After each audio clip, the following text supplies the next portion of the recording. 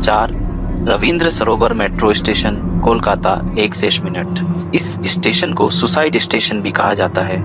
यहाँ आत्महत्या के कई मामले सामने आए हैं। यात्रियों का कहना है कि टनल में सफर करते समय उन्हें खिड़की से अजीब आकृतियां भागती नजर आती हैं। मेट्रो ड्राइवरों का कहना है कि उन्होंने प्लेटफॉर्म पर लोगों को खड़ा देखा, लेकिन उतरने पर वहां कोई नहीं था।